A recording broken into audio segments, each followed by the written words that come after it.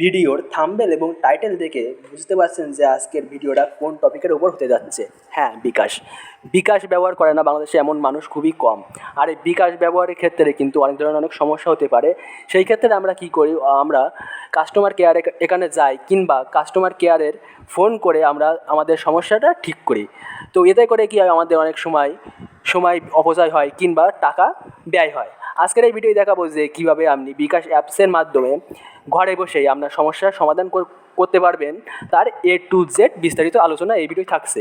তো মূল ভিডিও যাওয়ার আগে বরাবরের মতন তো একটাই রিকোয়েস্ট, যদি আমার চ্যানেলে নতুন হয়ে থাকেন অবশ্যই চ্যানেলটি সাবস্ক্রাইব করে পাশে থাকা বেল আইকনে ক্লিক করে অল সিলেক্ট করে রাখবেন, যাতে নেক্সট টাইম আমি কোনো ভিডিও আপলোড করলে সেই ভিডিও সবার আগে আপনার কাছে চলে যায়।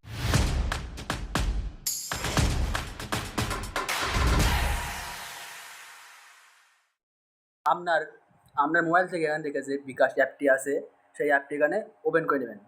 নেওয়ার পরে আমরা লগ ইন করার পরে ঠিক এমনই একটা পেজ কিন্তু আপনার সামনে শো করবে। এখান থেকে দেখতে পাচ্ছেন ডান সাইডে 3 ডট, এই 3 ডটের উপর ক্লিক করবেন। ক্লিক করার পর ঠিক এমনই একটা অপশান শো করবে।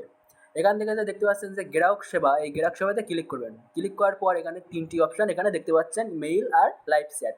আপনি এখানে চাইলে ইমেইলের সাহায্যে কিন্তু গ্রাহক সেবা নিতে পারেন। সো আমরা এখানে লাইভ চ্যাটটা সিলেক্ট করব।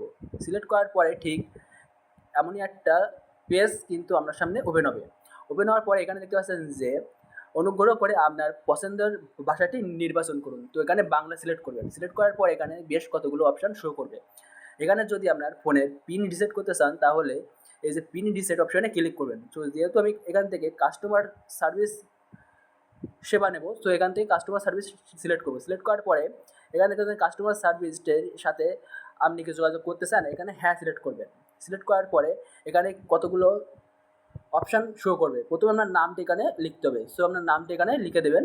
লিখে দেওয়ার পরে যে আপনার পরে এখানে দেখতে পাচ্ছেন যে আপনার মোবাইল নাম্বারটি লিখুন। এখানে আপনার বিকাশ ফোন নাম্বারটি লেখার পরে সেন্ড করে দেবেন। দেওয়ার পরে এখানে দেখতে পাচ্ছেন যে প্রিয় গ্রাহক, সকল কাস্টমার সার্ভিসের প্রতিনিধি এই মুহূর্তে ব্যস্ত আছেন। তো এখানে বলতে যাচ্ছে ওরা যে 2-3 মিনিট অপেক্ষা করার পরে আপনার কাস্টমার সার্ভিসের যে প্রতিনিধি সে নিজে থেকে যোগাযোগ করবে।